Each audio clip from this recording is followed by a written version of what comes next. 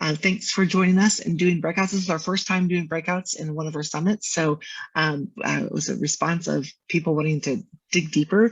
So Krista's going to go through a presentation, but then we'll also have a chance for questions and answers at the end. So feel free to put it in the chat, but as well, I think we'll have some time that you can actually come off mute and talk to. So without further ado, again, here is Krista Olsen. She is a research associate for the Center of the Study of Childcare Employment out of University of California, Berkeley. They are the early childhood's go-to when it comes to all things compensation. So we use their research a lot, not only here in Texas, but across the country.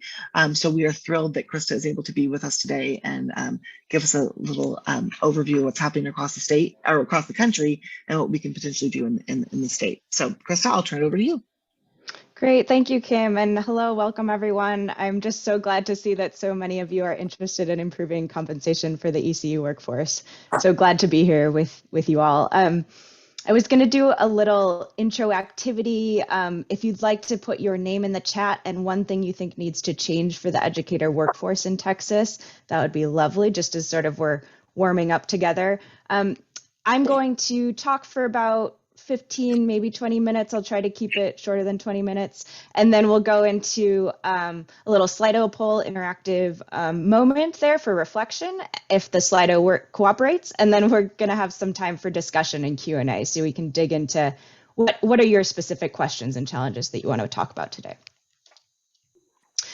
Okay, so why is compensation so important? Believe it or not, compensation was not such a hot topic even just a few years ago. But then the pandemic hit, and with it, a wake-up call for all of us, and in terms of how much we need early childhood educators for our economy and our society to function. You all knew this already. We also understood how much educators have been pushed to the breaking point because of the pandemic, and conditions prior. Living with poverty-level wages and a lack of sick time, health insurance in the midst of a global crisis. So I'll just say out front, I'll be frank, I don't have all the answers, but my colleagues at CSECE and I have learned some things over the past 2+ years, and you have as well, and I'd encourage you to share anything you have in the chat as we go along. So my plan for today is to share with you all a few lessons we've learned as a result of some new research and policy projects at the center.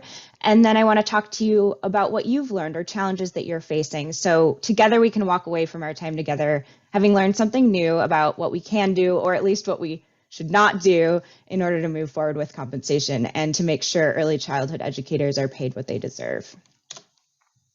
So first, I'll offer a quick reminder on conditions and pay for the workforce. You all know this already, but I'll just do a quick refresher.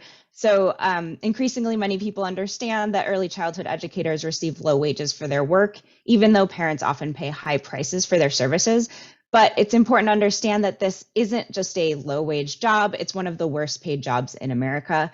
In every report edition since our first workforce index in 2016, it's a biennial report on the conditions for the workforce that includes compensation and other policy areas. Anyway, we have ranked every occupation in the US by average pay, and every year it has been the case that only 2% of all occupations in the US earn less than childcare workers, who earn on average $11.65 an hour nationally, and those data are from the 2020 index, so it's 2019 data. And yet these mostly women are preparing young children to be successful in school and later in life, and for the past 2 years have been risking their lives and the lives of their families to do so. So just a note, these data are collected prior to the start of the pandemic, and we know many programs haven't faced incredibly dire financial circumstances over the past 2 years, and that employment rates in ECE have not yet returned to pre-pandemic levels. The good news is that we can do something about this. So next, I'll talk about some ways states can improve conditions for the workforce with a particular focus on compensation, including promising examples from recent state efforts using American Rescue Plan and other COVID relief funds to support workforce compensation. But since we're here to talk about compensation, let's start with what we mean by compensation. At our research center, we use a definition from the Bureau of Labor Statistics, where compensation refers to the entire range of wages and benefits, both current and deferred, that employees receive in return for their work. So when we talk about improving compensation, we mean not just pay, but access to benefits like health insurance, paid time off, retirement, etc. The things many of us take for granted, but many early childhood educators routinely go without. So using this definition, we typically distinguish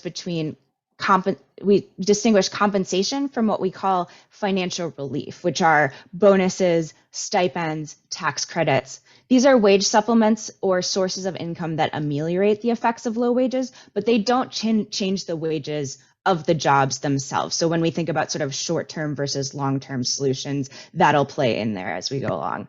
We've seen a huge increase in bonuses and wage supplements paid to the workforce over the past 2+ years of the pandemic, because we know educators are struggling and these payments do help.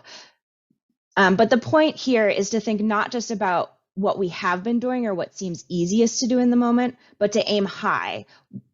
Imagine if we were about to accept an early childhood educator job. We were about to become a preschool teacher. What would you expect for your job in terms of the entire compensation package, not just pay? So as a field, we should be aiming for transforming the wages and benefits of the job, not just providing short-term financial relief. So today I'll share some learnings from 2 recent projects on workforce compensation at our research center. We're beginning to find themes and patterns about how states and communities have and are finding ways to address poor compensation in ECE. And I'm glad to see there's some action in the chat. I just want to acknowledge that. Thank you everyone for contributing to that as well. With American Rescue Plan and other COVID relief funds, many states jumped at the opportunity to invest in their ECE workforce.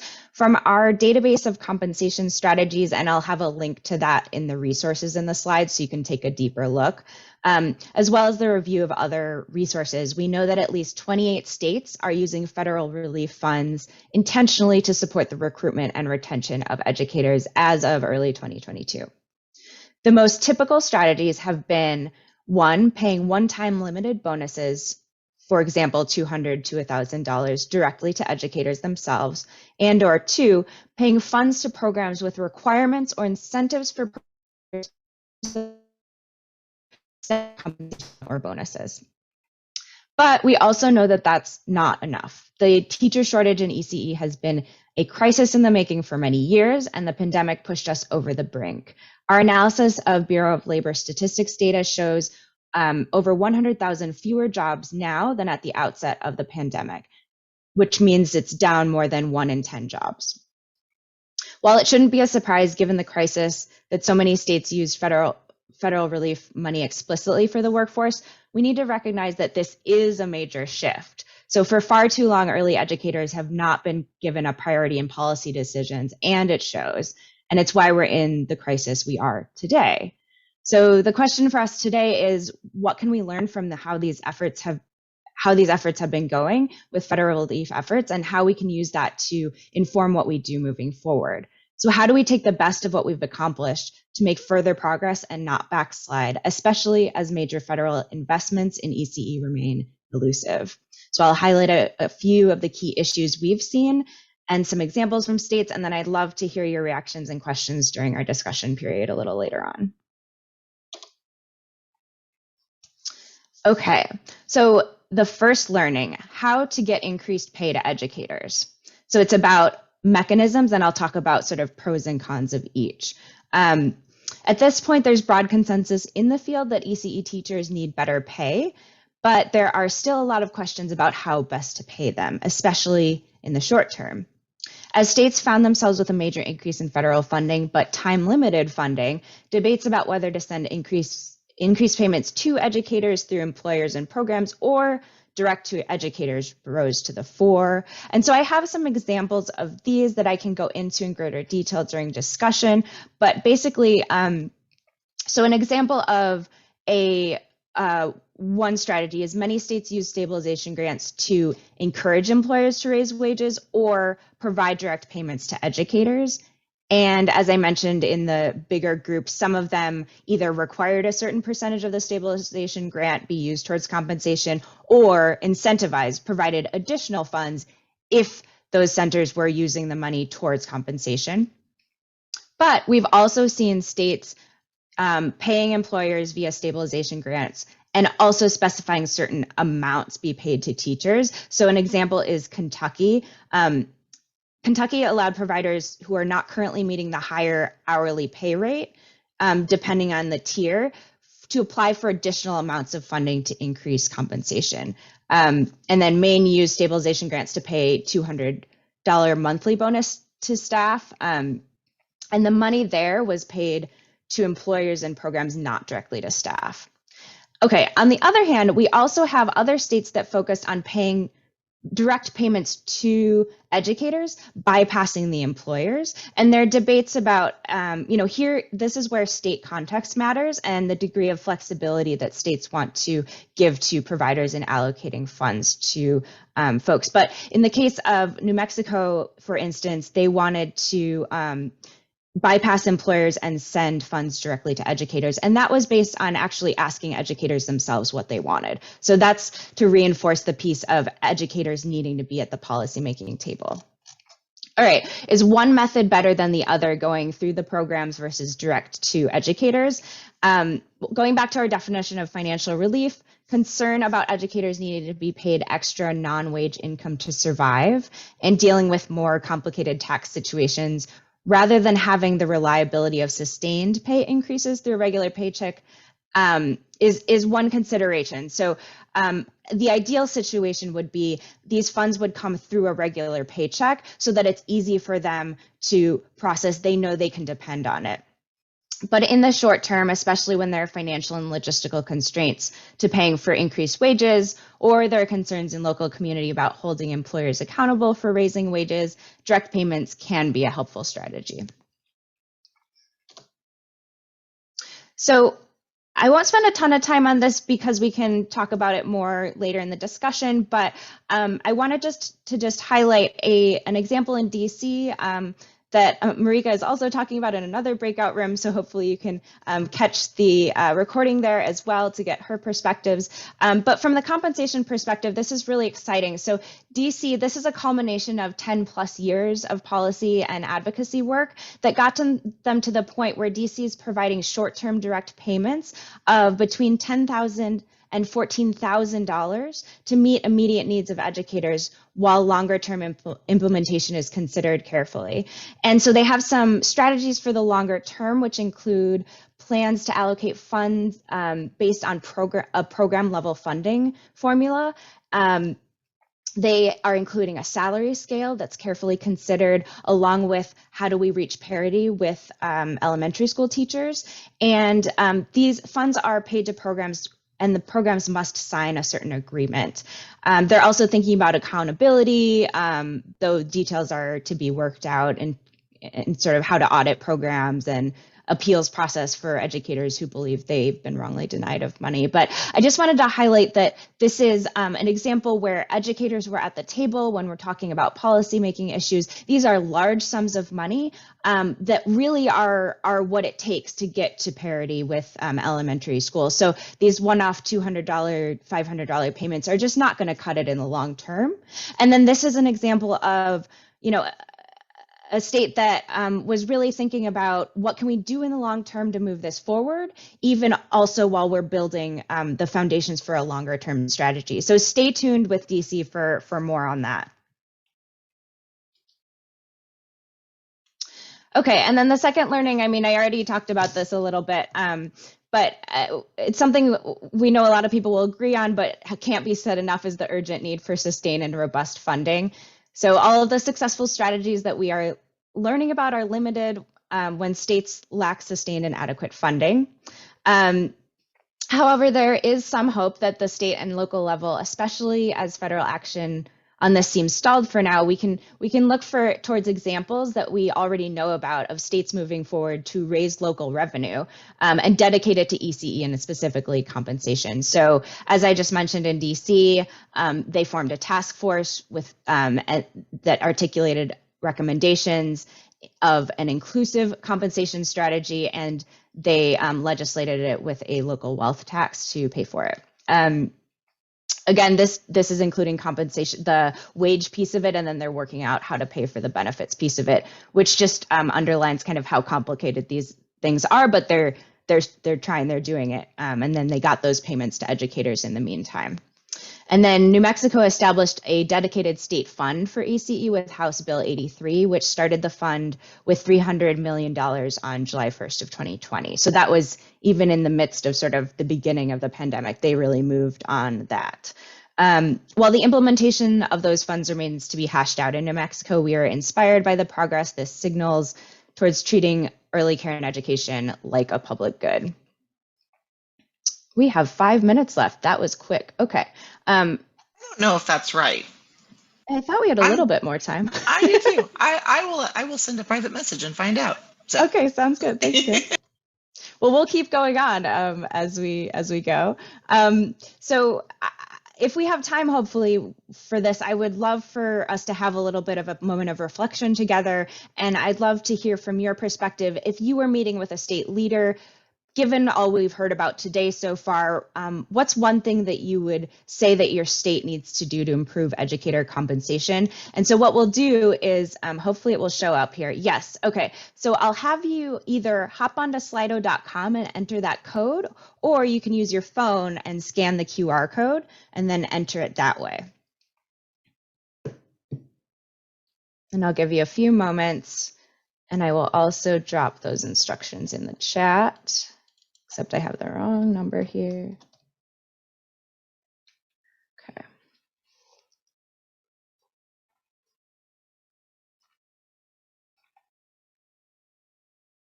And you can be as pragmatic or as you can really think forward with this as well. You can think, what are really these next steps versus you could also imagine invest, state funding. Mm-hmm.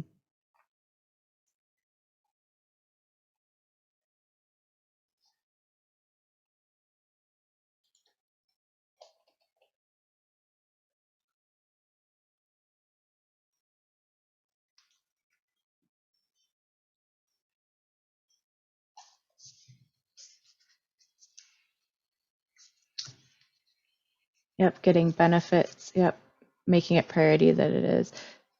Change opinion that we should affect compensation, grants, state funding, make the argument of the importance long-term economic viability of the state that's directly tied to ECE, increase minimum wage, increase compensation, legalize marijuana and use the taxes for educator funding. Yeah, think creatively about how we can use local taxes for educator funding.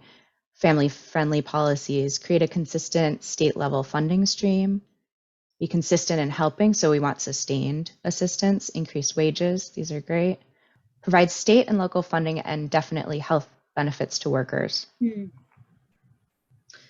Business tax for childcare. Increase subsidy rates to increase revenue opportunities that can be used for wages. Increase wages. Invest. Yes, understanding the workforce behind the workforce. Often the ECE workforce gets invisibilized, so really elevating that. Increase state funding tied to quality. Great, these are great. And you can keep, we'll just keep this rolling, and you can kind of keep an eye on it on your side as well as things are coming in. But I'd like to move to just an opportunity to hear your questions or comments, your thoughts. And Krista, I don't know if you saw it, but Bree said 15 minutes. She missed the one. So okay, great. Oh, wonderful. Thanks, Kim. Yeah, at 45 minute is when we'll wrap up. So we have time for questions. Oh, good. I'm glad to hear that. Okay. All right. Krista, I have a question as people are thinking, and everyone feel free to come off mute. You can, Krista, do you want to stop sharing your slide and then I'll remove your pen and we can see everybody? Of course. You're done with your slides? Yes. So obviously we don't have state funding here in Texas at the moment. But one of the things I think about too is just the change in the opinion that we should even touch compensation, because that's such a small business thing that we don't want to tell small businesses how to run their businesses and their pay. That's not a very Texas thing to do. So how do we change that mindset, and how do we make that case that childcare is different? This is not just your McDonald's or your run-of-the-mill small business. Yeah, that's a really good question. And I think that where Texas is now is where a lot of states have been or were. And so just to say that there is hope that these mindsets can change. I think one approach is to say, look, this is fundamental for child development. And in order to support the future workforce, we have to support the people who care and educate children today, now. So this is a public issue is basically how we want to transition it. It can be tricky though. I mean, you don't want to, there can be resistance to kind of regulating how businesses do things. And in those cases, I think that's where we have some different kinds of examples from states where more options are given to providers, where when we have federal funding going through the state to providers, allowing for some flexibility, providing recommendations. We'd recommend that you provide this amount, but we understand that you're an independent business. So kind of not letting that hang up passing funds through, but also encouraging those businesses to allocate funds towards the workforce because they're just so fundamental to our society.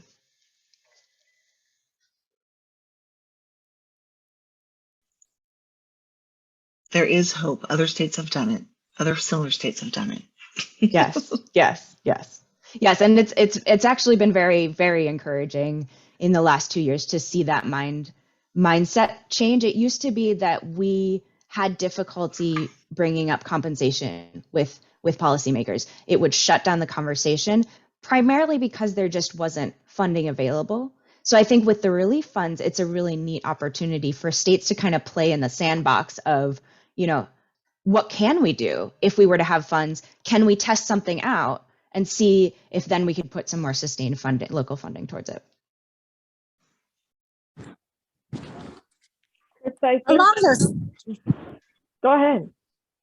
sorry, along those lines, and I'm so sorry to be off camera, I'm traveling at the moment, but along those lines, I think our real opportunity is to get data around what these one-time relief funds are doing in the compensation space. Do you know if any states are doing a good job of collecting the data and finding either or both child outcomes and employee turnover outcomes by investing more? Melanie, that's a really great point. We absolutely need data on how these funds are impacting childcare providers. To date, unfortunately, no, I don't know of any states that are doing that systematically. But if you're in the audience and you know of some, please speak up. To my knowledge, no. I know some states do a great job, like Massachusetts, of tracking and making publicly available where the state funds are going by program. And so they'll show on their state website, by program, this many providers are getting this much money. So that's a piece of the puzzle, but really we do need to understand those impacts to demonstrate, these programs are working. We need to have the data.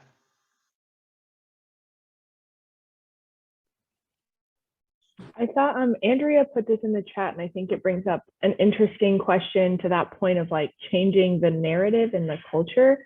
Have you seen, we talk a lot about kind of a cost of quality study or survey and getting that out there. Have you seen any times where having that information specifically or something related to that has kind of helped in this compensation question? Or, my fear is that it, if anything, makes it just seem unattainable because the cost of quality can be so high. So like what, role can that play as we talk about bringing that to Texas? Yes, Lauren, that's a really important consideration. And Andrea, thanks for raising that in the chat as well. So DC did do a cost of care articulation that it's harder than it seems. It took a lot of work to do it, but the advantage of it is when we're thinking about how we work in the short term, but then also as we're doing that, thinking long term, articulating the true cost of care can give us a target. So maybe we can't get there in the next 1 to 5 years, but maybe what we do in the next 1 to 5 years can lay the foundation for where we want to be in 20 years. Massachusetts is doing a little bit of They went a little bit of a different direction, and they did get a little bit scared off by the true cost of care. And they said, we can't quite do that yet, but here's what we can do. So we advocate for absolutely, at the same time working on these shorter term initiatives, working on laying the groundwork for articulating true cost of care, because it's complicated and it's necessary to really understand. I mean, most businesses that run understand how much it costs to run their business.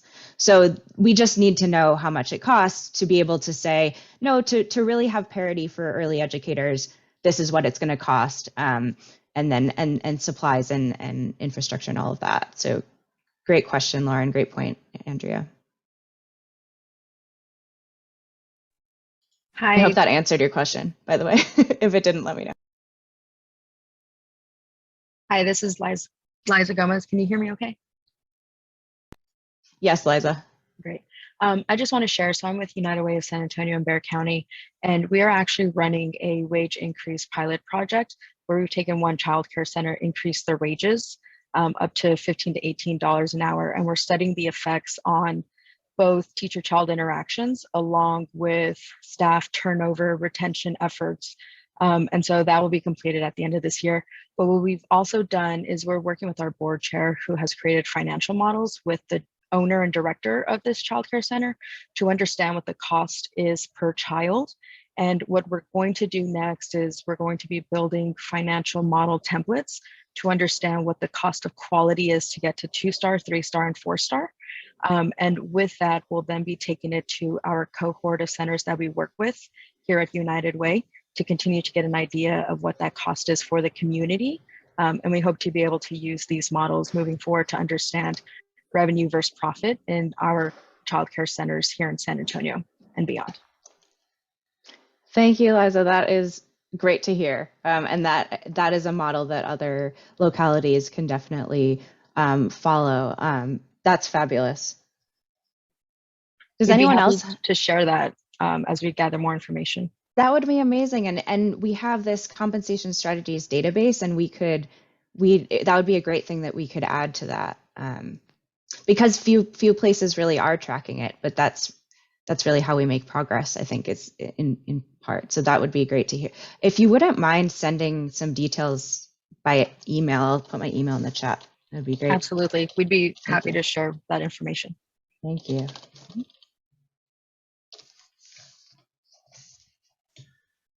Krista, another question I have as we think about like potential next steps for Texas. If Kim ran the world and we had state funding, how would we go about the salary scale? How have states worked on like setting this true, like what it should be, and then potentially steps to get there? Yeah.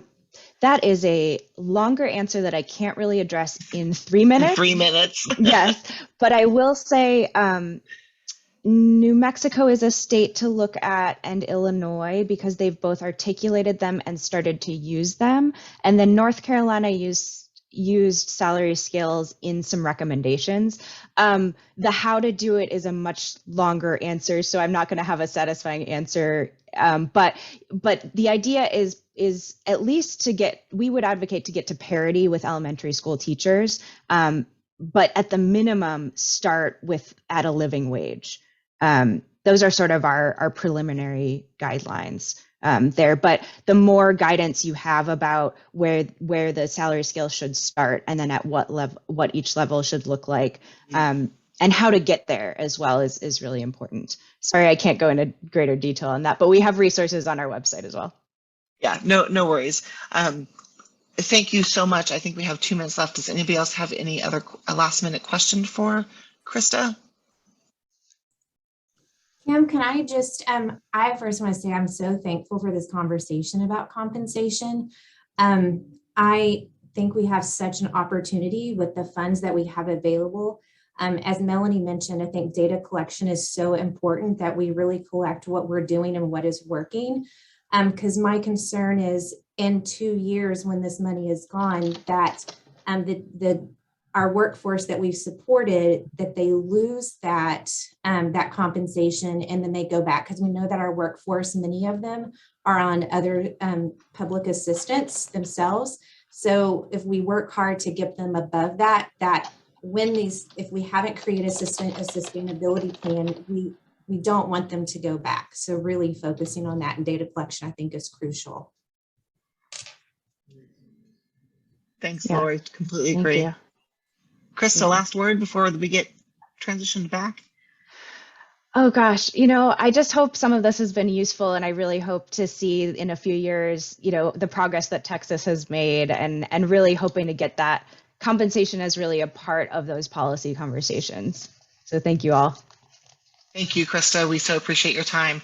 All right, before we get switched over, if you want to go over, you can go down to your bottom left or bottom right and hit that leave button, and that'll take us back to the big room. But thank you all for being here. Krista, thank you for sharing your knowledge and expertise. We so appreciate you. Thank you.